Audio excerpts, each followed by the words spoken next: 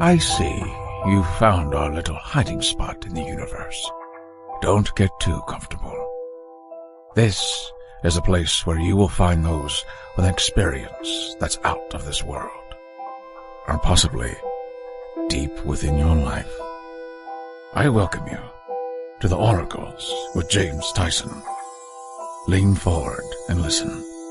We will pull you into a supernatural journey with guests from around the world, each one experiencing some of the most extraordinary phenomena this wee planet has to offer. Now, here are the Oracles with James Tyson. Thank you, Liam, and thank you, listener, for tuning into this episode of the Oracles with James Tyson. It is I, James Tyson, and today I bring you all the way from the UK, Gary Markwick. He is an internationally renowned palmist and psychic who has been using his talent for must be over 20 years now, although it really goes back to his childhood. And his family were well known in the UK during the 1950s for performing act with and on the BBC and a lot of local theaters throughout the UK. They were all into mind reading, escapology, illusionists, and palmistry. And face it, Gary's read the hands of thousands of people from around the world. In addition, Gary is a Reiki Master, a teacher and spiritual healer. He's also a qualified clinical hypnotherapist, past life regressionist, and runs his own workshops on the law of attraction. He's appeared on numerous television and radio programs throughout the UK, has write-ups in newspapers all over the place. In fact, we're going to talk to him briefly about when somebody handed him a print of a palm years ago and ended up being that of Barack Obama, way before Obama became president of the U.S. He has written and completed his first book, which is available on Amazon. It's called Now It Begins, a comprehensive self-help book that draws upon his personal testimony and professional guidance and the best of New Age thinking, basically empowering the people to take control of their own lives. Talked to him briefly on that. And talking about palmistry, which is an interesting subject to have to do basically over a podcast where you can't see the picture of somebody's hand. So I want you to look at your own hand as we're going along with this. Or if you have the opportunity to listen to this while you're on your computer, go to palmistryinhand.com. That's palmistryinhand.com. That's his website. He also has a Reiki website called reikiinhand.com. And he's got a hypnotherapy. His law of attraction website is called hypnotherapyholistic.com, but not to confuse everything.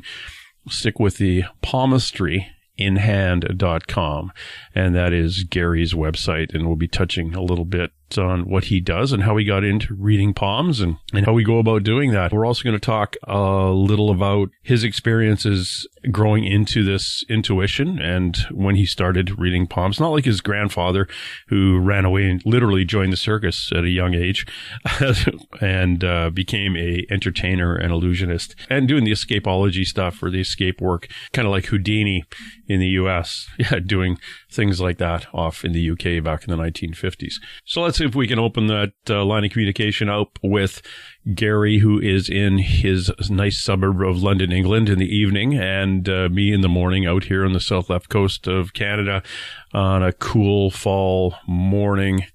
Gary, how are you doing? I'm very fine, thank you, James. Really nice to be with you on your show, actually. Very nice. Well, thank you very much, and it's nice to be chatting with you on the other side of the planet. It's good you're not having to stay up too late to do this, so it works out in an evening in London and compared to a morning here on the Canadian lower left coast. Sure, yes. Yeah. And how's the weather there at the moment? Cloudy and cool. It's probably about 8 or 9 degrees Celsius, patchy clouds, low cloud. It's very humid. A couple of really nice days out on the motorcycle on Sunday for a big Christmas toy run and had really good weather. Well, really good weather. It's 14 degrees or 13 degrees possibly. And if you're listening from the U.S., that let's see, double that and add 32 is in the 60s. So chilly, but you dress for it. Hey, you were just before we came on air, you were saying that you and your partner had gone to the Tower of London yesterday. Yeah, I thought I'd better get back quickly for this, meeting with you, and spent the whole day in the Tower of London, not locked up. Bear in mind, we had free to visit, and I haven't been inside the tower for since I was a child. I've been around the grounds. Very fascinating, actually. We saw the crown jewels passed down through centuries from different kings and the queens, and a lot of executions took place there with even royalty, as well as I think the last execution was the German spy in the Second World War, actually. Really? Yeah. Funny enough, there wasn't a lot of, there wasn't too many torturing, not much torturing going on there. Apparently in England, which I think there would have been a lot around these times, but I think the majority of tortures and executions were in the 20th, or rather than tortures, executions in the 20th century. Going back years. Quite amazing, isn't that, really? Yeah. Totally. And you have the Bloody Tower, the White Tower. I'm not a historian, but it's very interesting. 1,000 years, 1066, William the Conqueror began to build the Tower of London, and it goes back a lot of history there. Very, very interesting. A lot of winding stairs, stone stairs, and very narrow sort of passageways. Well, I want to get over to the UK. I want to, I have a thing on my podcast where if people donate $3 a month, I draw names every month. On the 15th, I draw for a psychic reading, a past life regression, and another person will get a astrological chart. When I get up to a bigger amount, I only open it up for 3,500 people, which is actually a lot of money. So what I'll do is I'll draw names and I'll send people to the UK to do paranormal investigations and paranormal tours. That's great. That's fantastic. Because I'm retired and I don't need the money. I don't have a mortgage, but I like to travel. Yeah. So if I get the money comes in, then I'll draw some names and we'll go over. And actually, one of the things we're going to be doing is I just talked to a television or a film producer, and if I draw a name and that person, like, it brings their spouse and they like ghosts, and well, I'll take them over to the UK and with some of the UK paranormal groups that I know, and we'll actually film an episode. I'll do an hour show, TV show or YouTube show of a paranormal investigation at one of the historic sites. So it'll be a lot of fun. We can do that. That's great, because there's a lot of there's a lot of haunting going on in the past, from England, London, all over the place. Castles. It's even, when somebody wants to build or upgrade a road, you dig down one extra layer in a road, and you'll find all of a sudden you've got 30 graves, and you dig down below them and you've got like a Roman floor from a mansion somewhere back. It was like, what the heck? You're just one big archaeological dig. Yeah. Especially London, actually. London's got a lot of, there's still a lot of buried treasures, buried Roman, it's still underneath these buildings that haven't been excavated and a lot of stuff now.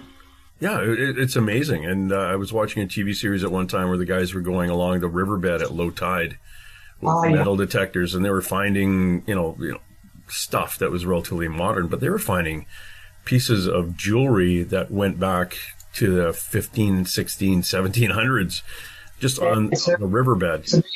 There's a program called The Mudmen, two guys, and they do that on the River Thames. They pick up even smaller objects, and they'll describe what it was, and that you may not have a clue, but a historian will say, yes, this was for use. This was the nail that was used for the coffin, and blah blah. It's fascinating, or stuff that they perceived may have accidentally ended up going down the loo at one time, or an outhouse, fell into an outhouse and ended up kind of going onto the gravel bed shores of the Thames. Yes. So that was this interesting conversation, but let's talk about you. Yeah. You've been doing palmistry for, and for those who are playing along at home, please go to Gary's website at palmistryinhand.com. That's palmistryinhand.com, and read a little bit about his background and what he's been up to. But you've been doing this since you're quite small. Well, the fact is, James, I mean, my grandfather and mother were quite well known in the 1950s, actually. And when they were at home, when my grandfather was at home, he would always test me with, from the age of about 5 or 6 years old, with side cards that he's painted, these special cards, or a pack of playing cards, and he'd hold them up and he'd test me, every one of them, what's behind that. Now, I never really learned palmistry from them. My mother and grandfather did it. They did this, but and especially when he retired, because they were into mind reading and escapology, other things. I was always fascinated, and I watched them. And when he retired, he did all the race courses, the festivals, and I was always watching them. But they never teach me anything. My mother, apparently, which I didn't realise till later on, only knew 3 lines on the hand. My grandfather always studied many things, and he left home when he was 12 from Scotland and joined the circus, and that. And he never had any education and that. And he taught himself everything. But for me, it was kind of the same, even though I had that family background on the, whatever you like to call it, on the esoteric side. I taught myself palmistry, and I spent many years traveling the world, in India, giving people readings, and as soon as you mention palmistry, the hand comes up. I remember going into hotels, put the cases down on the rucksack, and the hand will come out when they hear something like that. Wherever you are, it doesn't matter where you are. I was at a wedding and the hands come out. So over the years, I spent really 20 years, 30 years, 20 years professionally doing it since that time. 30 years, maybe more, studying it and working with it, and partly psychic intuition as well, and working with the whole thing, really.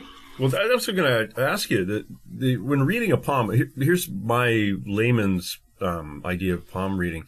You're looking at something that exists physically and is solid and is not moving, and has a number of lines on it. As I'm looking at my palm right now, and they don't really change as you're looking at them.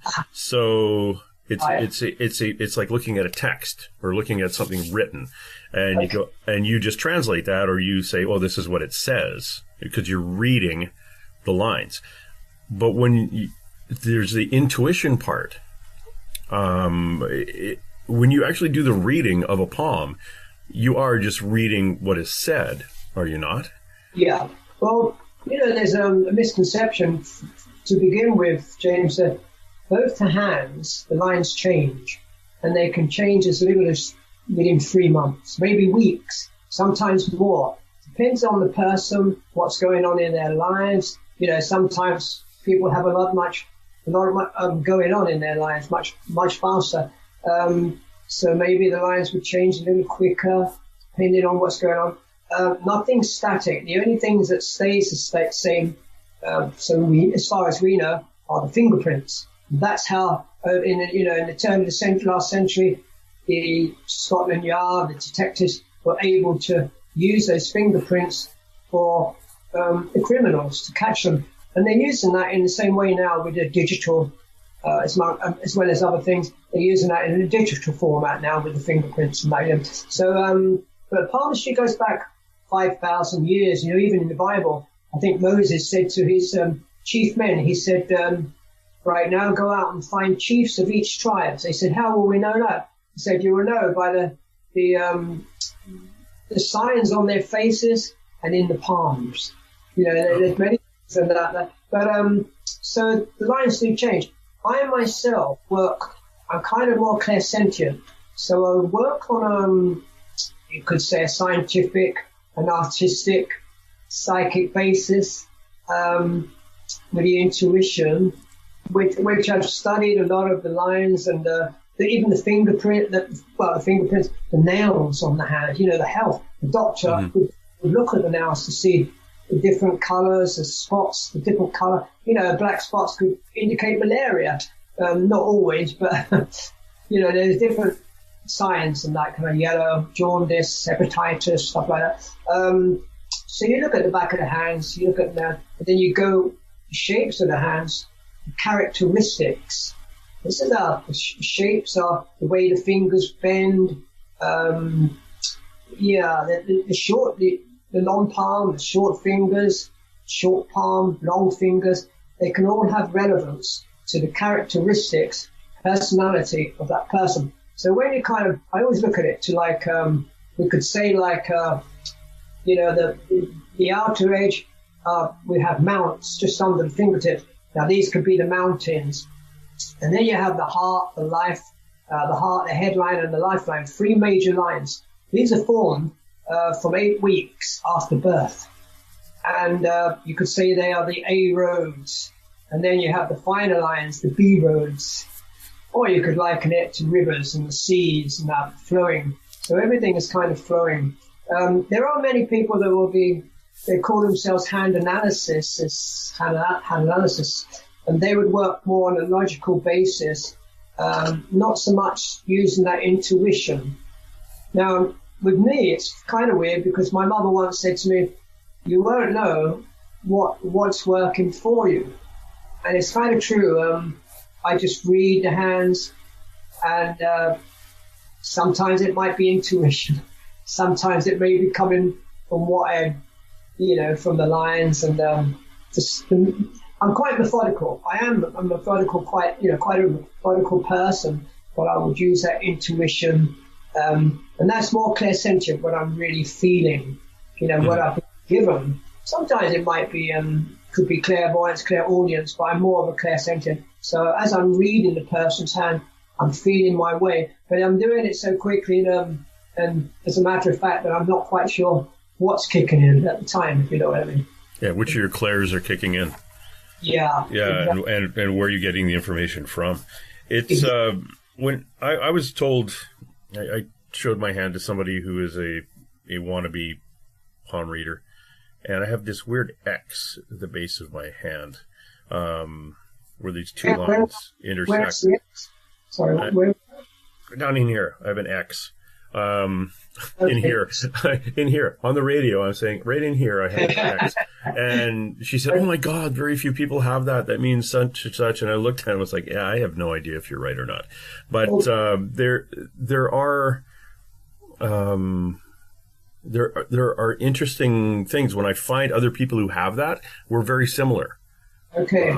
Or similar in intuitiveness and things. Characteristic, yeah. I mean, the cameras these days, I don't know if they've got a sort of blockage on the infrared, but it's very hard when people hold up their hands and see what's going on. But when you have at the base of the lifeline, when it goes right down the bottom and it crosses over like that, it's usually a person that goes away from home, can be adventurous, and then they return.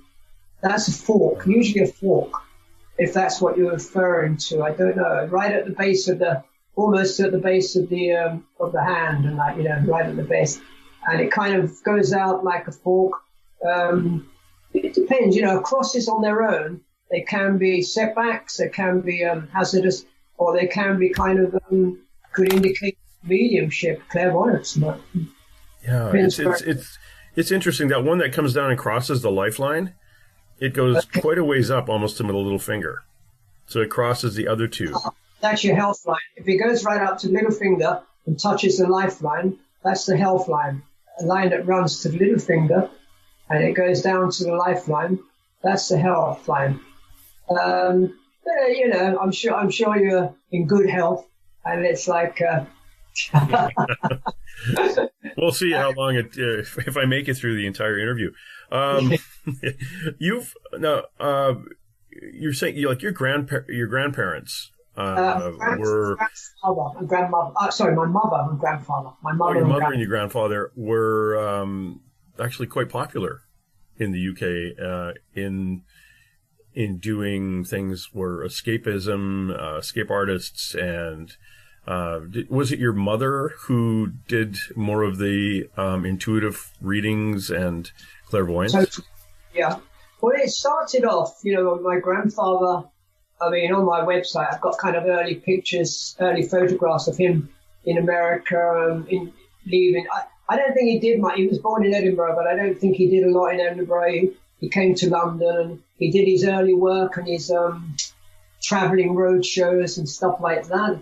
And he was a magician and he was a member of the Magic Circle as well, But he started off with escapology, I suppose. He was the British Houdini in the UK. He was the British Houdini.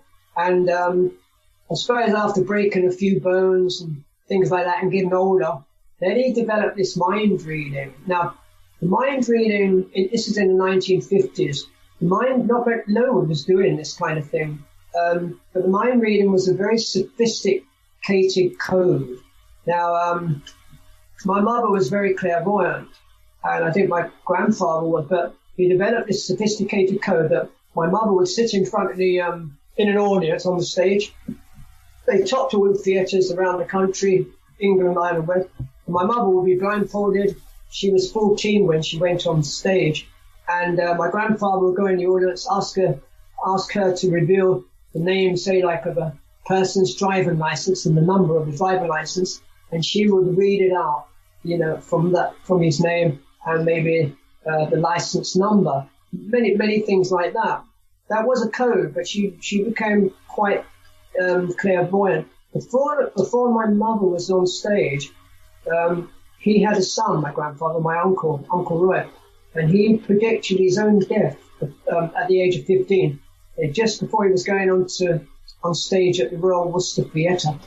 Kind of could have been an aneurysm, went to his brain, and then he died at 15. So my mother kind of relaxed, a little bit reluctant and very shy of the limelight. My grandfather sort of being an authoritative kind of person, put her on stage, and she had to develop this, that was a very intricate code as well. But she was probably before that, because her brother was like that, very psychic and that, So it ran through the family there. My grandfather said one of his ancestors was dubbed as a witch. I don't know which one. Oh, wow. So it's gone on good. When you say a code, is that when you say she had to learn the code, was that because it was an actual show that he would say something and it would give her the information, and then she would be able to? So it wasn't really the working on her intuitive abilities? I think a little bit of both, but there was no doubt about that, that she was very psychic. But I guess like all shows, they run how they run. They have a method to get through it. Yeah, they have the workaround to basically entertain, because that's what the job is. Exactly. He was an entertainer. He was a showman. Yeah, so there was I found a video clip online of a 18-year-old being buried in a box. Was that her? Okay. Well, in my 1953. That was my mother had done this kind of thing, but she thought that was a bit of a silly act, and it was my grandfather, what he called his adopted daughter. Okay. I think that she used to live with us when I was a kid, and that she lived with. But I don't know. I think that made her quite ill being buried. I don't think she was too healthy when she came out from that box. That was like with a BBC recording it, and she went right under, 6 foot under. She was only, as you say, 18 years old. It must have. If you look at the Pathé News, that's on my website. She'll come out very disorientated how she comes out. Yeah. Of that but box. it was fascinating. Somebody had a book and he read a line in the book. And then she had a microphone in the box and said That's what right. the line was. So it's fascinating. But as you say, he was an entertainer. This is what he did. He was the showman. Yeah. But what I find interesting is you have the showman side of things, and all of a sudden you do have the intuitiveness that is there, that opens up. And specifically with your mother. And it's my gut feeling, and this is how I look at things when I talk to people who have gone through these things, is that once you start believing at a certain age that this is possible, the dam kind of even opens more. And if your mother got into the place where, yeah, this does work, and then the gifts keep coming and they expand. Exactly. And why do you start this in the beginning? Maybe you're kind of that way inclined. You have those feelings to actually begin to do those kind of things, with the shows and everything like that in the beginning. So it all runs along in that sense, for sure. Yeah. Now you, as a palmist, is that a word? Palmist? Yeah. Doing palmistry. It's not your only divination. You actually do hypnotherapy, and you take people through past life regressions, correct? That's correct. Yes, I do. When did that kind of come up in your life? When did you start doing that? It's kind of weird, James. From an early age, all this stuff came to me. I was always kind of a spiritual person, not knowing what that really meant. I always believed in magic, but my grandfather, being a magician, he just used to make me hold rubber chickens and pieces of rope. And I'm thinking, this is not really real magic. I was thinking that I could move objects with my fingers and things like that. And I could do that, turning the glass upside down and move it in on more on a seance sort of stuff. Anyway, it started off when I was very young. I kind of heard rumors about hypnotherapy and stuff like that. But to be quite honest, I spent about 10 years looking for the right teacher to teach me hypnotherapy. And I've been through a couple of others, and I really, I'm the kind of person that I have to try and error with me. I have to really feel it and get things working. I want to give my best when I'm giving it to people like the palmistry, really. So I spent many years looking and I found a good teacher on a personal basis, one-to-one, and I learned the hypnotherapy. That sort of fell into place. And then with the past life regression as well, that kind of just took over in a sense, and I've been doing that ever since, really. I wouldn't say I'm not so busy with past life. I do see people all the time.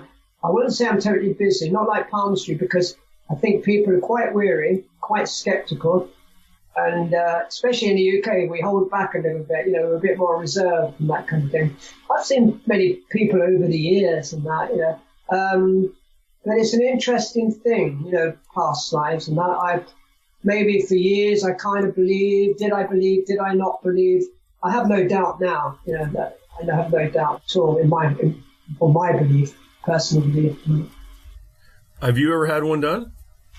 Well, the weirdest thing is, when I was training to be past lives, the teacher actually said to me, I think you might be you're going to analyze a little too much because I'm in training, really. And the weirdest thing is, I picked up, I'm sure 100% I picked up the teacher's past life and not my own.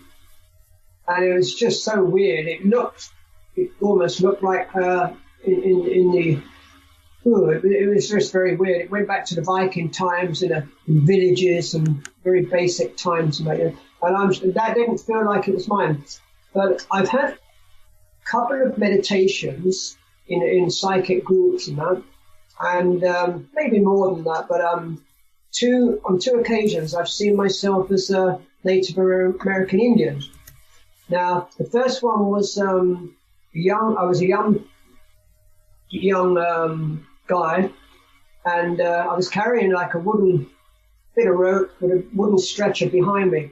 It was either a sick person or an elderly person. Couldn't see who it was, and I was carrying it through the village, and all the teepees had been burned down, but there was nobody else around. Now, whether they fled, from the U.S. cavalry or not, and I was carrying it through. And another time, I saw myself with a colt, young horse and that, pony, young horse, brown and cream, and I was running away from the government and that, as a Native American Indian. and I jumped over this kind of, I don't know how high it was, like a cliff, into the water. And it was also clear. And seeing if the horse was okay, which looked fine, we got up in the very shallow water and we walked on through this kind of crevice and that. And we walked on the ravine and we carried on walking down. There was another time, I was about, gosh, I must have been about 21 years old too. And I saw this friend actually said to me, he said, make the room dark. He said, put a candle in front of you, light the candle. He said, get a mirror in front of you, prop up the mirror, put a cross, draw a cross on the mirror, small mirror. So you have the cross just there, the candle's in front of you, and focus on the mirror in a dark room with the tip of your nose on the candle, on the tip of the candle, and just stare at that. And it was very weird because I must have seen about 7 or 8, maybe 10 faces for all the ages, a pirate, 17th century woman, a man, and it just went on and on. It was really strange. I've never been able to do that since. Oh, man. Now I want to do it. One more time, but I haven't done it a lot, So. Oh, that is interesting. It's also, people. Yeah, I was gifted somebody made a scry frame for me, and it's basically it's glass in a frame, and it's all black, and scrying board or something. Yeah. So, and I said, oh, this is really great. I should try it. And it's in my room, and I've never used it. But every so often I see it and think, oh, I should try that too. But the mirror with the candle, that would be interesting. Have you had any past life experience yourself? I had one regression that had me, because I was fascinated with aircraft from the Second World War. And I seem to know an awful lot about it. And my father was a gunner in a B-25 Mitchell bomber that flew from the UK or Britain into France. Wow. And my joke was my dad never actually, was at war against the Germans. He used to bomb the French. But their missions were all the V1 and the V2 excavations along the coast. And his last mission was 11:20 p.m. on D-Day, so that night, on a town called Villers-Bocage, and then he went off to be a trainer. I trained other people after that, but thinking back, he never talked to me about the war because he didn't like to talk about it. But I used to know everything about aircraft, and yes, I did grow up around those old 60s, 70s TV shows where a lot of World War II airplanes, but I could tell you what the inside of them looked like. That's amazing because it's fun. Sorry, carry on. Yeah, so I did the past life regression, and it seemed to take about 20 minutes, but it was actually 3 hours. And it took about a long time to get hypnotized, and then after that, it was a 2-hour thing. And it was fascinating in hindsight, looking back, because I saw myself over top of a burning city flying. The plane pulled up. I could see the airframe of the windows, or the frame around the windows of the aircraft, and then I saw just the tail of it as it landed on a grassy field at sunrise. I hopped out of the plane. I was wearing kind of a lime green flight suit, baggy lime green flight suit with a yellow vest, like a life vest. A truck picked us up. I was smoking heavy. I had blonde hair. And then we got back to where the debriefing was, and we were all bitching and complaining because our officers were too late. And we'd been up all night, and why, we want to get some sleep. Well, I was in the Luftwaffe. Wow, really? Yeah. So while my dad was flying from France from Britain to France to bomb, I was going from France over to bomb the UK. So yeah, it was way more detailed than that. I actually found the town Freiburg where I was from. I died after the war of respiratory problems due to smoking too much, which is why I can't be around cigarette smoke right now. It really bothers me. And now I go, oh, I've kind of joined those two things together. That's why, because that's killed me in my other life. And I'm just upset because I don't have the hair that I had in that life. But, yeah, but that was one of them, and the other one was more of I got a glimpse at what started off. I thought it was going to be a past life thing, but it was more of another life as opposed to not a past life. We determined that my higher self is my spirit guide, right? And it's an ET. So my higher self is an ET, and I actually went to the planet this being lives in on.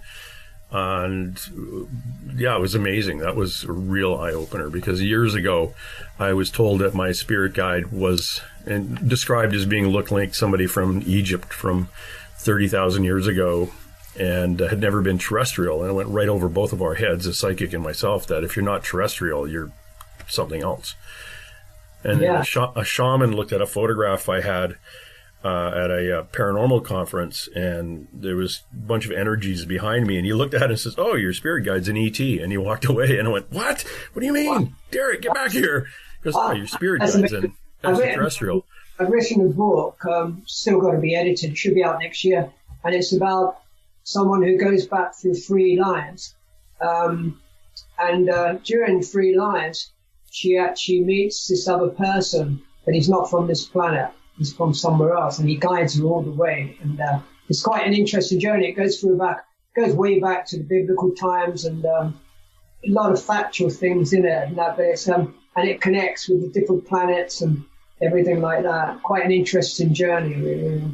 That would be interesting. Especially the things that I'm bumping into, especially doing this and going to conferences and talking to people who are woo-woo like us. I'm learning a lot more, and I think this is one of the reasons I have the show is that yes. I just have way too many questions, and I just want to talk to people who have possibly more answers than I do. Now, get back into your palmistry. And if you just tuned in, we're talking to Gary Markwick.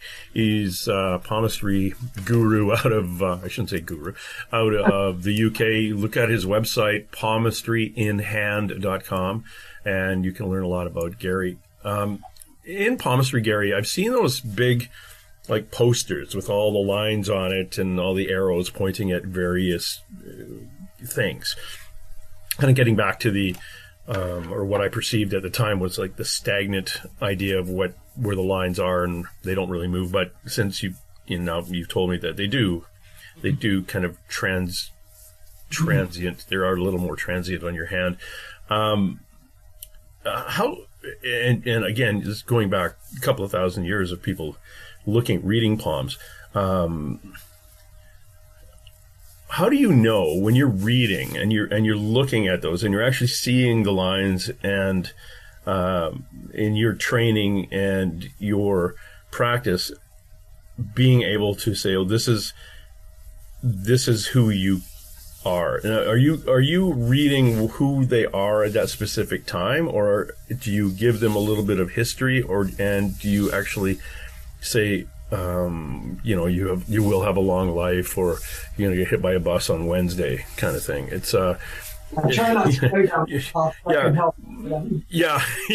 It's better not to be on better be in the house Wednesday.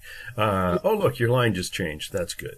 When you are doing a reading for somebody and you're going through the basics of it, on how basic this art can be or this science can be, when you're looking at it, how do you receive the information? You said earlier that it was some of it was intuitiveness coming through. Sometimes you almost like it's a channel, but when you're doing the physical reading, is it a pretty basic?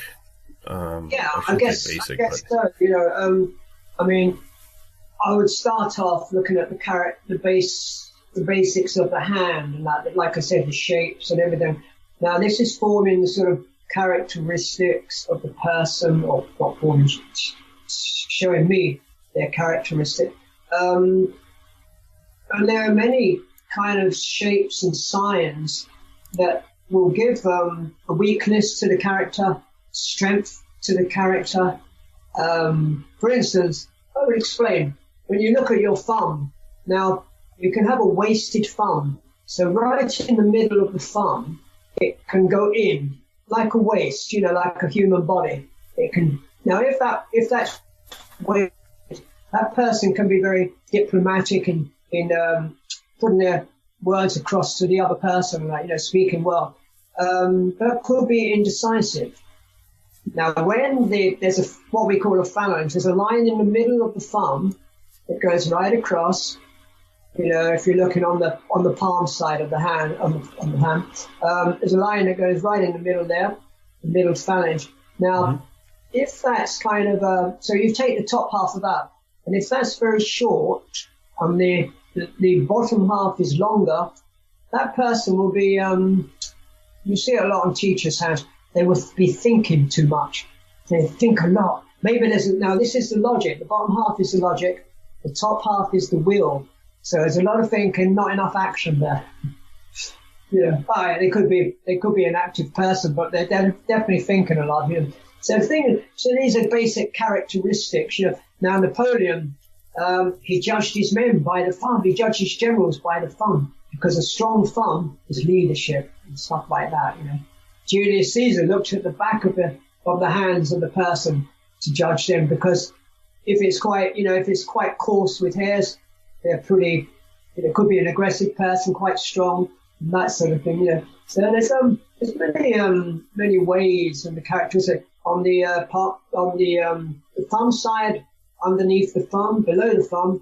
That's your Venus. So like passion, strength, love, and stuff like that. On the opposite side, the percussive side, this is the moon. And that can be intuitiveness, so that can be dreaminess, intuitive creativity on that side. So we can liken it a little bit with astrology, like each finger. The first finger is Jupiter, second is Saturn, third is Apollo or sun finger, and then a little finger, pinky, is Mercury. So you have all that in combination. Although they don't, we're not really working towards astrology or correspondence, they can just show a little bit like that. So these are the basic characteristics. So I am using, before that person sits down, actually, I kind of know their characteristics. I know their character. They could be coming across the street, and I kind of know them. Sometimes I think, oh my God, this is going to be a hard one. So I'm like, okay, see how it goes. Yeah. I just know that characteristic. I've always done that as a child. I think people used to frighten me when I was a kid, certain people, because I could feel their energy and see their energy in their person and that. It's kind of weird that. And it's taken me a lot over the years to balance that, I guess, to actually be able to work through that without being opinionated, because there's a lot of people out there with problems, issues, and they won't disclose it. So they can block their energy to when you're giving them a reading and that, and it can be quite difficult. I mean, this is more in the past when I used to be in like market areas and I would see up to 30 people a day, and it was like a conveyor belt, one after the other. People from all over the world, so different characteristics and that, But once you kind of break through that sort of barrier, and they're laughing and joking, and it all opens up really. But it's quite difficult at first if you're not sure. You think you just got to work through this and give them that reading. But in general, I can pick up, being intuitive. I will pick up their character, not even trying. It's just automatic. It's there. You know how it works and that. Oh yeah, it's intuitiveness.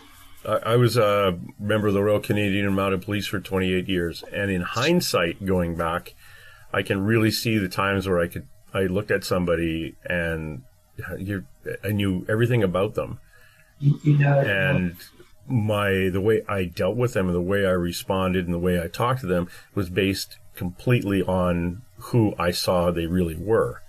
Yeah. And there are other policemen. Again, this is hindsight. Where I'd be one of the other policemen would be yelling and screaming and saying that the person was extremely bad because he robbed the bank, And I would come up and talk to the person like he was just my neighbor.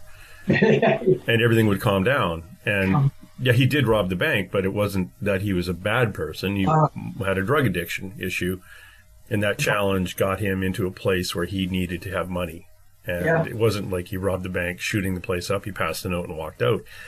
Did he do something against the law? Sure. But was he a bad human being? No. And you saw that straight away. That person. I could feel it. So when I spoke to the person, I didn't speak to the person as a quote unquote bad person. I talked to them as a person that was broken. Yeah. And my supervisor once wrote me up a thing saying I was very empathetic to people, and as a result of that being empathetic, a lot of they would basically tell me their whole life story, the suspect, and I get an idea of what was going on. And when I wrote out my court documents to process them through the system, it was all based on helping them as opposed to punishment. So it was, it worked out really well for everybody involved, the victims and the accused, and I never got too stressed out about dealing with these people. But it's interesting how you can see that when our brain allows us to see it. I think you hit the word there, the empathy, and being empathetic. You're giving a person time, and you're open and you receive it. But just out of interest, when I was younger, I always wanted to join the Royal Command, the Royal Mounties. Yeah. I always fancied doing that. Never did. You should have. You could have come out. Actually, we had Edgar Allan Poe's son. He was in the very first. Was it Poe or I can't remember now. It was a famous English writer or poet who, the very first Royal Canadian Mounted Police in 1873, because back in the 1800s, if you had two sons and you were kind of an upper class Brit, everything went to your firstborn son. And you kicked son number two out the door to go fend for himself, and usually they'd show up over in the Americas, and it was Poe or anyway, I can't remember now. But he was in the Northwest Mounted Police in the 1870s, and along with a whole bunch of Americans who were Civil War veterans. They put a ad out saying, if you're a good horseman and have some military background, we're looking for a group. So the Royal Canadian Mounted Police were made up of people from the UK, Americans, and whoever else could ride a horse. It was very cool. You teach palmistry, don't you? I do teach. I run 10-week workshops online. I did one to Florida actually a while ago. It takes a lot of dedication, You've got it. It's like learning a language. You can learn stuff. I can teach you in 10 weeks, and you'll have the base. You'll have the knowledge to be able to give readings and that. No reason why you shouldn't. But it's a dedication, and I'm beginning to wonder, how many people are really dedicated to carry it through afterwards, after they've learned it. I don't know. I mean, I'm not.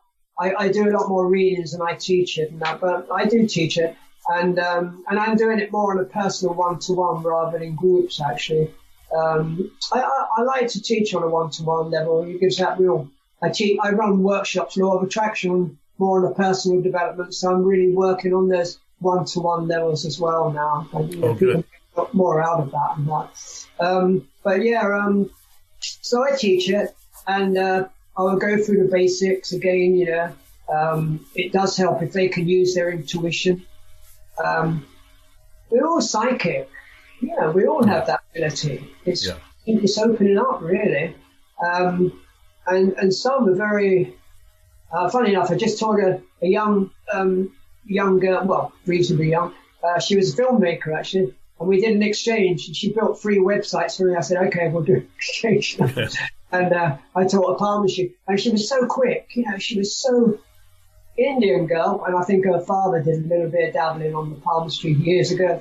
But so quick to pick it up. That was just like that. She was taking it all in. Had a good memory as well. It does help to have memory because, we go through there's a lot of stuff there. There's a lot of things to get through and like, you know, to learn. Oh. Yeah, and that's why it's way too complicated for me. My memory is no good. That's why I said this. It was Poe's kid, but it was actually Francis Jeffrey Dickens. It was Charles Dickens' son, his third son. So he was in the Northwest Mounted Police for about 12 years, I think. Wow, I didn't know. He lived maybe for a short time, but he lived not far from where I am now, where I live. You know, when you're out, just go say hi. No, just drop by and say hi. You don't know me, but well, Dickens' house. It's a museum. It's isn't it still in existence? That house? Well, the one in Highgate, North London, is there, but I don't know.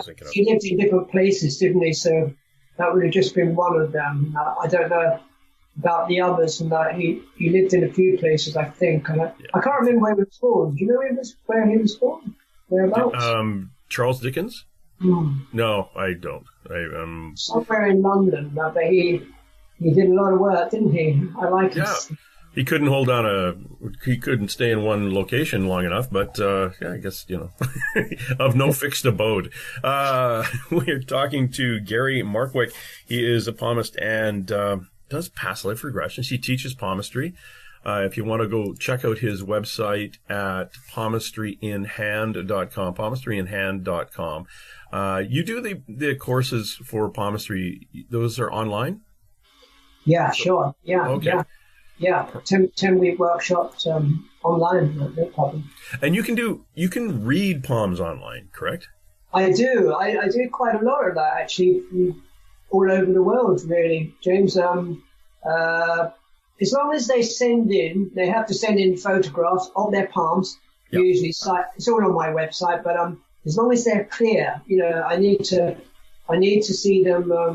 I suppose it helps if you've got like, you know, if the lines are kind of in depth and that, but not always, you know, as long as those photos are clear, and I can read them and do a Skype reading, WhatsApp or whatever, you know, FaceTime. And sides are quite important because the sides of the hands are just underneath the little finger. That's where the relationships lie. The majority of people want to know about relationships, or especially women. Oh, so my open relationship line, did you say? No, hold on. That's it. Yeah, that's interesting. It's very complex.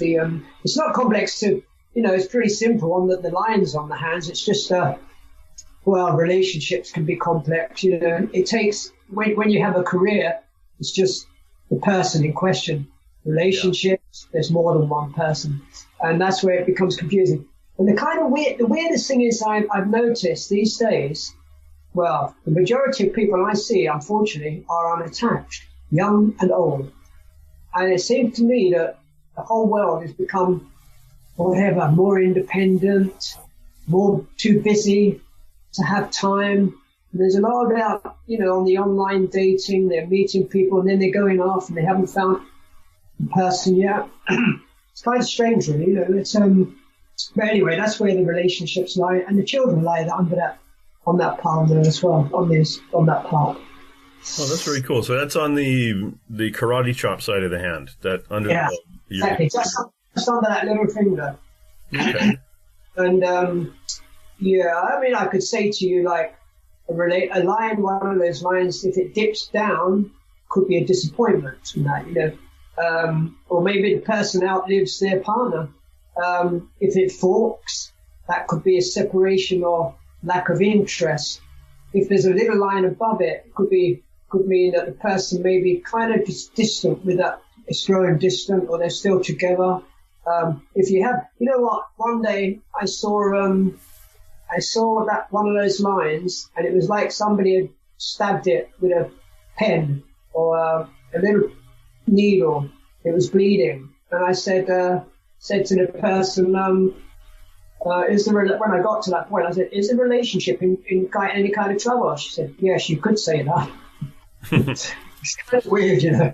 Yeah. I mean, it shows up like that. It's really strange. Or it could get really, like it's red hot. Like, you know, it's kind of very strange. Islands, what we call islands, they look a bit like a rugby ball, kind of oval shape. they're all setbacks. In any part of the hand, so they can show setbacks, crosses, breaks in certain parts, and that, anything like that.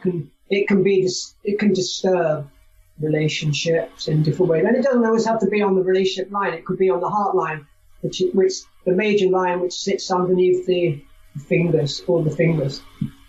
That's your heart line. I've got this weird. This is another one of the weird crosses I have on mine. It's that if you're looking at the palm, there's that primary line, the first line, the top line, the second line, and then there's the lifeline. Yeah. Heart, head, life. What was the second one called? Heart, head line. That's your mentality, the way you think. The heart, head line. And the second line down has a weird cross, and the cross is right under my middle finger, right in the center of my palm.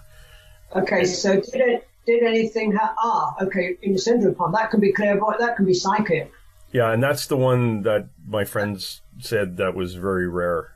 That can be, it is. That's strong psychic abilities, mediumship, and anything like that. That's pretty good, that one. Oh, cool. Very, very good. Yeah, that's great to have that. Well, you are that person, aren't you? Yeah, pretty much. It's just taken a long time. Now and for my listener, what I'm doing is I'm making it. I'm drawing on my hand with a pen and holding it up. So now you can see the crossies here. Yeah, I can. Yeah, what's that line? It's that weird cross right in the middle there. So I'm holding it up to the camera on the Skype. Lift it up. Yeah. Okay. Yeah, so I've got that, and ignore all the other squiggles at the bottom, but I'm just trying to emphasize where it was. Sure. I mean, a cross should always be on its own, and that, but that's fine. That's pretty good anyway. That just enhances your abilities and show that's true to who you are, really. It's funny. It's like as we're talking, I'm just constantly looking at my hands now, and I'm going to be focused on everything. I'm like. Once you start looking, you'll find a lot of interesting stuff come up there. Yeah, you do your so. I was reading somewhere that somebody showed you an actual palm print and had you do a reading from a print of somebody, and who ended up being quite famous later on. And it was Barack Obama. Oh, right, okay, yeah. I mean. The News of the World newspaper, they're defunct now, and actually they're going into trouble on it. But for 100 odd years, they were about the News of the World were quite big. And this journalist came to me and said, "Can you just get the paper he gave me was about? Well, it was very small. It was just there was a palm on it. I could hardly see the texture. It wasn't very clear. Anyway, he gave me that. He said, "Could you read this?" And I said, yeah, well, I do my best. Usually I read both hands. There was only one little piece of paper there. And I said to him, I said, this guy, first, something happened in his early 20s. I don't know, I said, I think he'd reached his peak when he was about 48. And then the journalist asked me after, he said, do you know who this was? Do you know who this is? And I said, no, I don't actually. It could have been anyone. To be quite honest, I thought it was a labourer because he had calluses so strong on his hands, and I thought it was someone digging up roads and that kind of thing. Anyway, so and I just said, no, is it a politician? He said, yeah. Do you know who it is? And I said, is it Gordon Brown? Now the funny thing is, but the weirdest thing is, on that day, Barack Obama was with Gordon Brown, our Prime Minister at the time, on that day in London. And it was just before his presidential election and that kind of thing. And I said a few things. He said, yes, you were very accurate and that, yeah. But to be quite honest, it did not look like a president's hand. Whatever a president's hand looks like. I mean, now I'll give you an interesting thing here, actually, James. You know where I've told you there's the heart and the headline on the hand. Yep. Now, some people have one line. So you've got all the mixed emotions, the mentality into one. You don't have the two lines, you just got one going right across. Now, that's called a simian line. And I've seen a few people with that. I've seen quite a few people with this. They can be very obsessive, intelligent, getting what they want, and sometimes they're not always looking out for others. They're going to achieve what they want. You know what I mean? They're quite head first, think later. Robert De Niro, Meghan Markle, Hillary Clinton, Tony Blair, they've all got this marking. Tony Blair had it on both his hands, and I think Hillary Clinton as well. So you can see this kind of the energy there, you know, head first. Focus, yeah. And a lot of people, there are many people that have that one line, and it's they need to step back sometimes and relax, you know, because they're just full on, they're head on there, you know. It's interesting, you know, certain markings like that can come up on that. Yeah, it's interesting when you were talking, when you saw the calluses and you thought, well, this is going to be a laborer, and it kind of teaches us or reminds us not to be polluted with what you see, but go with what you feel. And you know, like amateur palmists. Now, I've seen so many people that say, "Oh, I went into a pub and the person's told me I'm going to die," you know, because they've learned a little bit of palmistry. And then, whoa, you've got a short lifeline, you're going to die. And that's a classic thing. I hear that. I've heard it so many times that it frightens people, especially if they're young. You've got to be very careful what you see them. So it's a bit like Sherlock Holmes. You're putting all the pieces together of the puzzle. You're piecing it together, and through experience and not being too opinionated and forming conclusions in the beginning, and just allow it to develop, you know, shape that picture. I mean, there are certain things, you know, like I said to you with the simian line, that can be, that shows that kind of characteristics and that kind of, you know. But there are other things that you've got to be, especially with health issues, you know, you've got to be very careful. There's a lot of people in India, you know, I've got old palmistry books, 100-year-old palmistry book, Indian palmistry, but they'll say, if you have this marking, your husband will surely finish you off with an axe. If you have this other marking, you will surely drown by sea. You know, that kind of thing. Okay. quite heavy, really. And when I first learned palmistry, it kind of scared me. You know, thinking, oh my God, I've got this marking, I'm going to die. I've got this marking, I'm going. You know, so it's so easy to get the wrong idea. And I almost stopped doing it. I think. I said, I don't really want to carry on with this. You know, it's too scary. But I carried it on, and, you know, you can create a balance. The most important thing, end of a reading, if I give a reading, the end of that reading, the person should, and it's not that I'm holding back or anything particular, but the person should go away, the client should be able to go away and feel good about themselves, you know? Yeah. So I'm picking out negatives. I would never frighten anybody. I would never tell anyone they're going to die. If there was some health issues that I saw on the hand, I said, have you had any problems in this area? No. Well, okay, that's fine. Maybe there's nothing there, but might be good to get it checked out or keep monitoring something like that, you know. But you've got to be very careful, because especially young people, you know, you can put it into their heads and stuff like that. Yeah. Right? One woman come to me once, this was years ago, and she said, my mother went to somebody, she couldn't remember who it was, whether it was a palmist or a tarot reader, clairvoyant, and the person told her she was going to die at 32 years old. She died at 32 years old. Now, whether that is a self-fulfilling prophecy, you bring it, you know, you put it into your mind, or whether the clairvoyant did really see it, it's a fine line, that one, you know. Well, that's a friend of mine, Mariad Morgan, who's a psychic and who is was a psychic to politicians in the U.S. and very famous people, still is. She will tell you the cause and the date of your death. Wow, that is amazing.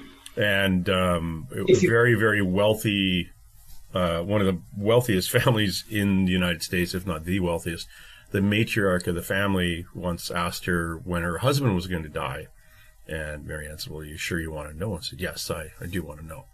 And she said, well, 2 months from now, on this date, I have a heart attack in that room. And that upset the matriarch so much that she said, look, I don't want to even think about this anymore. You have to leave. Don't contact me. Well, sure enough, the fellow died. Exactly the date, the time, the location. And this lady had never told anybody else what Marianne had said. And after the funeral was over and the wake, and she happened to have all the family together, and said, if you guys ever want a psychic that's really good, get a hold of Marianne Morgan. But that was it. But to ask the question and to get the answer was psychologically devastating for the woman who asked the question. So you don't want to come up to a psychic. If you have a psychic and you say, I'm not feeling well, do you think I'm going to come out of this okay? A lot of times we will not have the opportunity, our lives, our energies will not put us in a position to have a psychic when you have that question, because you are not supposed to have the answer. No, certainly not. No. Yeah. I mean, it's funny enough, talking about the Tower of London earlier, a couple of, they did a little show with the actors and that dressed up in the costumes outside on the tower, and I think the name was Elizabeth Barrett or something, and she was a nun, and she told Henry VIII, he was going to die, so that was her lot. They executed her. Yeah. He died, I don't know how soon afterwards and all that kind of thing. Yeah. And I think the strange thing was, I think the last person to be tried as a witch in the UK was a Scottish woman. What was her name? Duncan something. And she was in I lived in Portsmouth. Anyway, she said to someone, the woman, she said, I see your husband under the sea, and he's trapped. He can't get out under the sea and that. Anyway, so about, a few days later, there was a knock on her door. These two guys come up, and they said, how do you know about this? This is after the war, I suppose, or just during the war. How do you know about all this? And what it was, these young guys were all trapped in a submarine under the water, and she saw it, and she was tried for witchcraft. That was quite late. That was in the 1950s, I think. Good Lord. It's quite late, actually, yeah. Quite strange. Yeah, that is weird. A friend of mine who's a Montana Jordan, she has relatives in her family who, I think two of them, one died in jail and the other one was executed in the Salem witch trials. Wow. And my mother's side of the family, again, we were talking earlier off air about Ancestry.com, they arrived in Plymouth and Salem in the 1600s. And that's the intuitive side of my family. So I keep thinking, oh my God, they dodged that bullet or dodged that rope or burning stake, because that would have been the intuitive side of my family showing up in North America in the 1600s. So yeah, it was an interesting time. But to be charged with that in the 1950s. I think it was late 50s as well. The late 50s, yeah. Quite late, which is quite incredible, really. I mean, it's quite amazing how you traced your ancestry back to those times as well. Really. Oh, like thank the Mormons for recording all that information, and again, all the little churches back in the day where they kept the records of everybody in town and who was born and who died and who was baptized and who married who, and to access those records was interesting. And then every so often you might get somebody hung. Actually, this is kind of funny too. James Tyson, the name that I go by here, Tyson is my father's middle name. Right. My surname at birth is Brown, James Brown. Okay. But rumor had it there was another James Brown out there, so I used the Tyson. I went back on the Brown side of the family in 1535. Wow. There was a whole family And my ancestor in that family's last name was Brown, but everybody else in the family, all the other sisters and brothers, last names were Frones, F-R-O-W-N-E-S, Frones. He was Brown because of a clerical error in the census in 1535.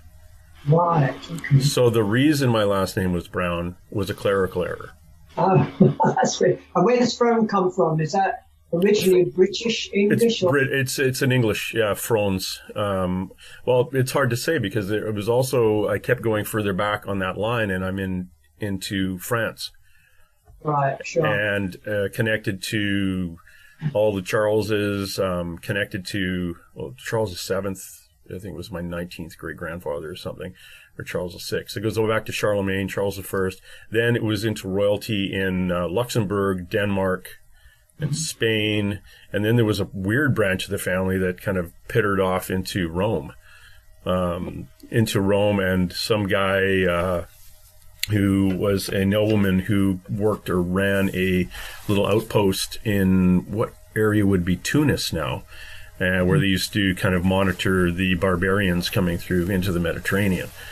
So because there is historical records of these humans, there is a connection, so they can keep following it back.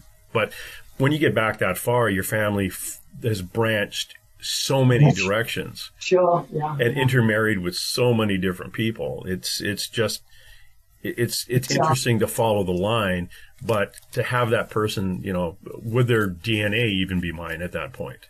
It's so watered down with hundreds of thousands of other people. It's kind of like saying we could all be direct of descendants from Jesus. Oh, heck, or well, like you say, Charlemagne, with 4 wives and 8 kids each. We're all. It's like Genghis Khan, I think. Was it Genghis Khan or one of the Khans who basically, with 30% of some part of the world was connected, all genetically connected to him, because he was a prolificer out running around, spreading the seed, as it were.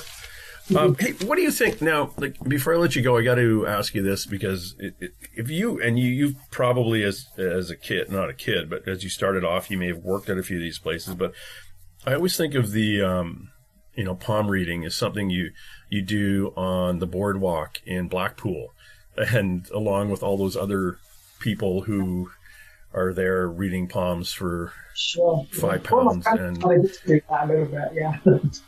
But, and those are multiple, like you could be the 3rd generation or 2nd or 3rd or 4th generation palm reader in a tent in Blackpool, but not really that intuitive. Well, we should skip the palm readers, go right to the psychic people who claim that they're psychic there. It's, and I think it may give people who are intuitive and really good palm readers a bad name, because of that kind of that conveyor line or conveyor belt full of people just in there tapping your wallet as opposed to tapping spirit. Yeah, like I was saying earlier, it's like, I think when people get into this kind of thing, there is something there anyway. They believe it, and there is something there.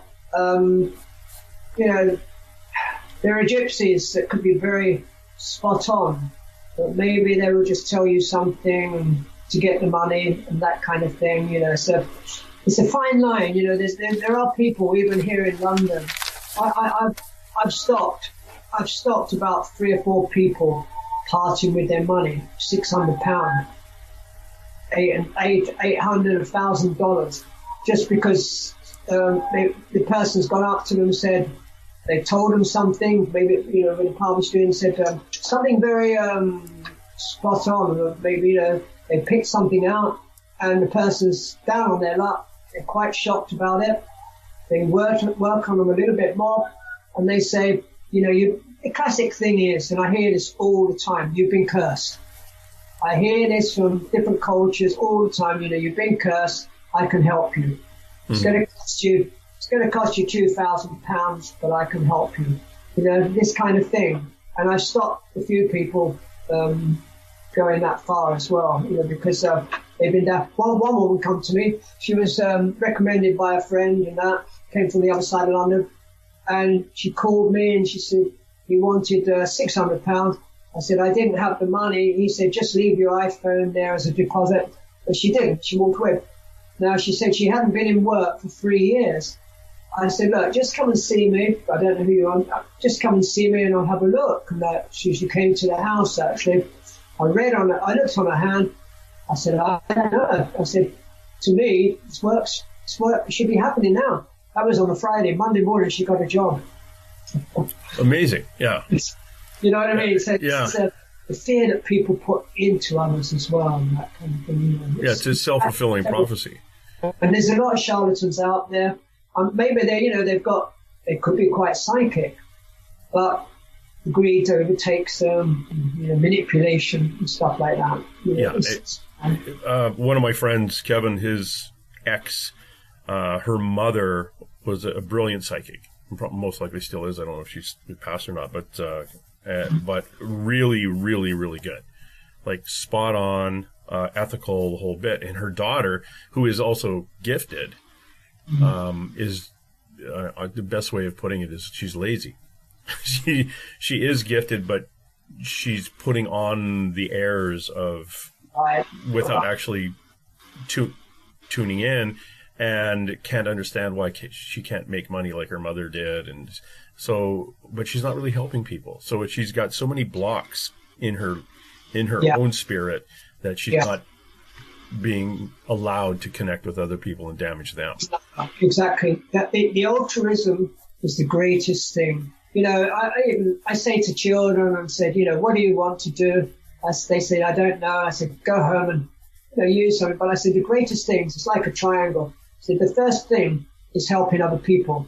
That magnifies. That's the greatest reward. And it comes back. Second part is doing what you enjoy doing. And the third part is finding that uniqueness within yourself, doing it well. Perfect. So that comes first. You don't sort of say, I want to become a palmist so I can make a lot of money. It's like, I spent 20 years in music with my partner, Denise, and I, singing and trying things. We played festivals, but it certainly wasn't for the money, because we probably spent $100,000 and made £100, I think. But you do it for your heart. You do it for your energy. I need to get it out to people, to share and that sort of thing. And so the listener knows too, you are an energy worker. You do Reiki. I teach Reiki as well. All levels of doing that. You also, your website for Reiki is reikiinhand.com. That's correct, yeah. There's a hypnotherapy website as well, with a past life on it. Hypnotherapyholistic.com. Say that one more time. Yeah, sure. Hypnotherapyholistic.com. Hypnotherapyholistic.com. And you also get into, on that website, you get into law of attraction, manifestation. That's right. And past lives are on that website as well. Law of attraction. I run those, like I said, on a personal one-day workshop, personal development, really. We go through about 25 levels of manifestation. At the end of the day, we do meditation, visualization. So really what I'm saying to people is, we work off all these blockages, our desires, the intentions, the beliefs, the letting go, the belief, the giving and receiving. Even though we're aware of them, we're bringing it to the conscious mind. I get them to write down things. I use NLP. And it's bringing it to the conscious mind to recognize it, so we can free ourselves from these things once they're in the conscious mind, from the unconscious mind. And then we focus on preferably, one or two major things, because you don't want to scatter your energy too much. So you're really narrowing it down to bring the things into your life to what you really want and that. And I found most people, they just want a comfortable life. They're not everyone's so greedy. They just want most people, it's a relationship, very important, a good relationship with family and that kind of and everything else that follows and that. But that can be quite powerful. I spent many years I spent 2 years at a college learning NLP, neuro-linguistic programming. And I didn't use it for about 12 years, although I did use it a little in the palmistry with people. And then I wrote that workshop with the law of attraction. It all sort of worked together with that workshop and that, which is more or less the same thing, really. Anyway, and then I wrote a book from the law of attraction. I wrote my first book, Now It Begins, and that's also, there's a lot of law of attraction in it, but spirituality, stories. And that's a very good book because I kept it very simple, and it was my first book, and I put everything into it. So it helped a lot of people individually around the world. My second book, The Adventures of the Great Marlin and the Blue Pearl, that was about my grandfather's adventures.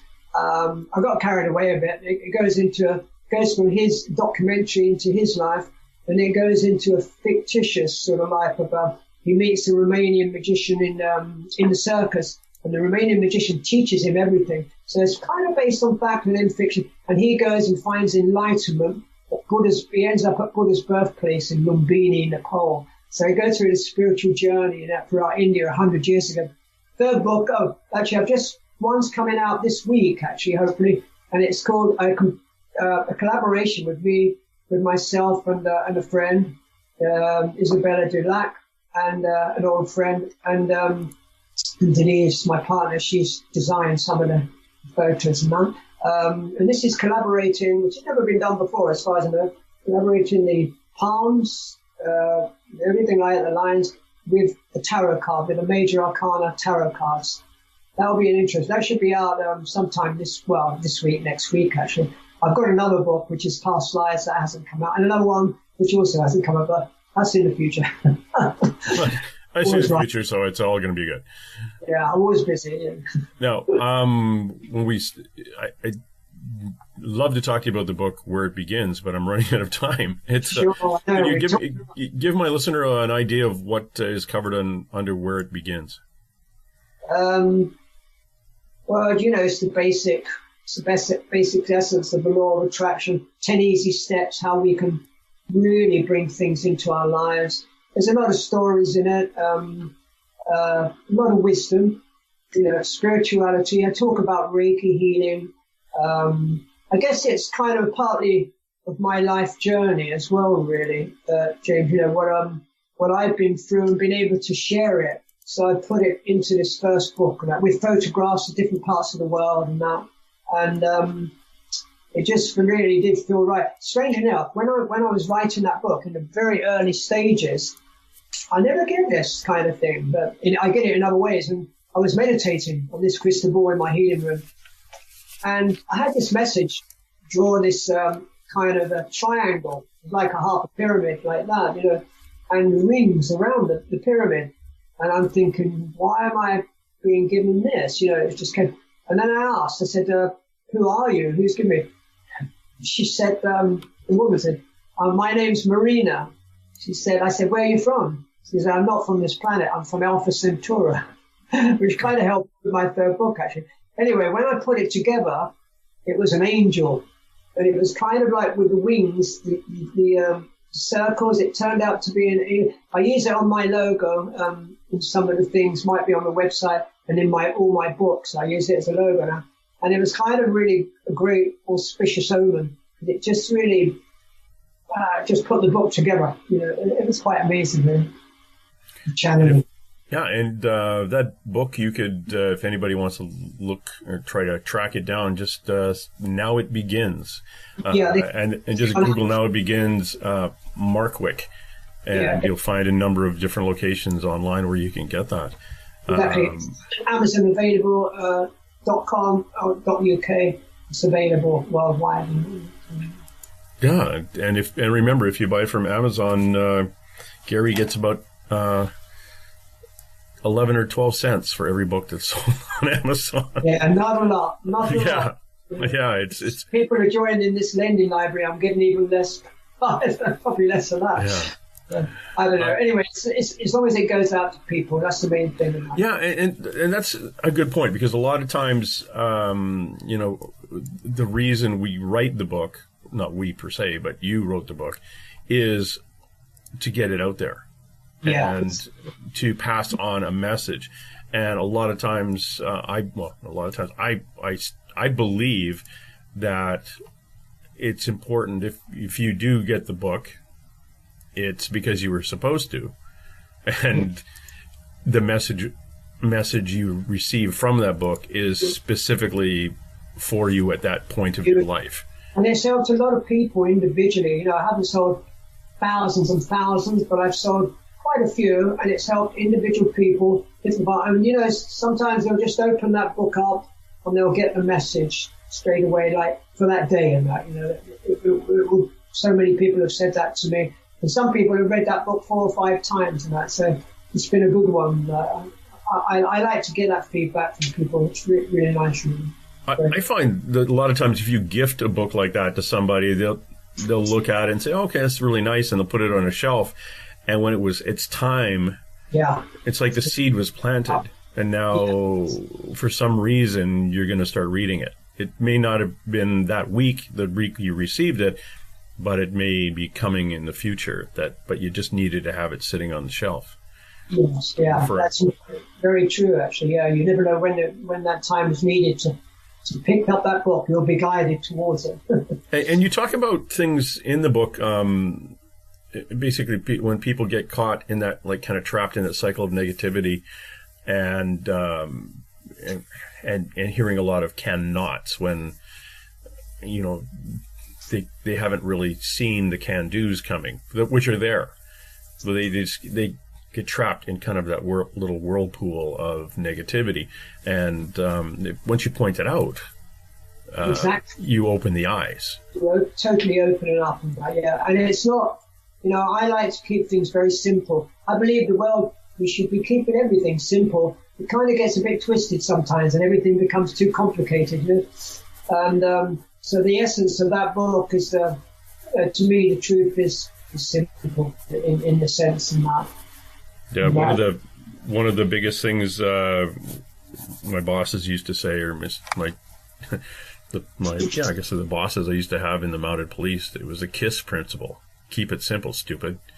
You know, don't overthink things. Just here, this is the easy one. This is the basics, and our training was chopped. All the fat was taken off of it, and if you had to learn how to do A, then that's what you got taught. Yeah. You didn't have to learn all the juggling that went along with it and all the pretty stuff. You just had to be able to walk away with knowing A. Yep. And so keep it simple, stupid. Once we analyze too much, you know, it's like the intuition. The intuition comes like that, as a spark. You don't know where it's coming from, higher self, and then you start analyzing it and you lose it. You know, and then you become confused. You know, it was this way, which way am I going?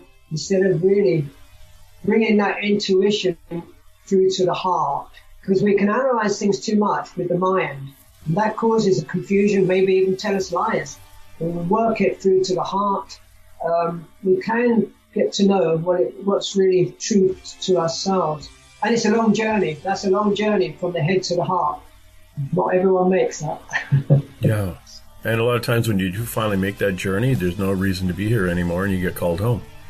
Yeah. So take your time, experience all this stuff on your way from our dad. Yeah, it's great. We've been talking to Gary Markwick. He is a palmist in the UK. Actually, he's a palmist around the planet. If you want to look up anything to do with Gary, please go to his website, palmistryinhand.com. Also, he's got a Reiki website, reikiinhand.com. And again, hypnotherapy, past life regression, and the law of attraction at hypnotherapyholistic.com.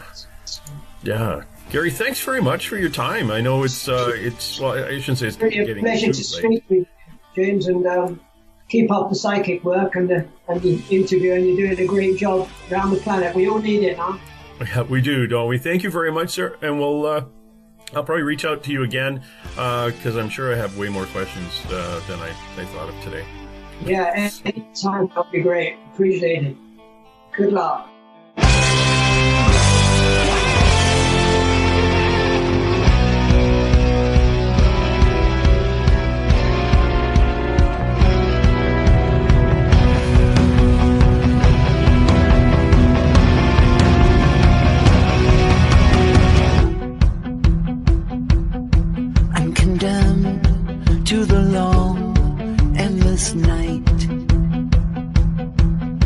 I live in the absence of light, and my shadow has life of its own, watching you while you sleep all alone.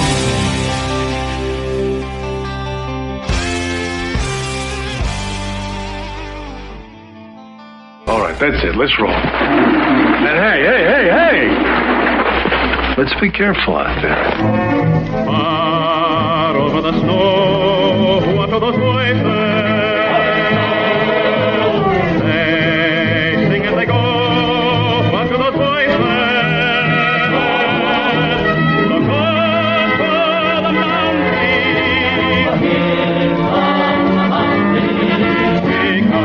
because somebody hide, somebody better hide on through the hail, like a pack of angry wolves on the trail. We are after you, dead or alive. We are out to get you, dead or alive. And forget your toes. If you're the one, better run away. Son, you are done. Throw your gun away. Here come the Mounties to get the man.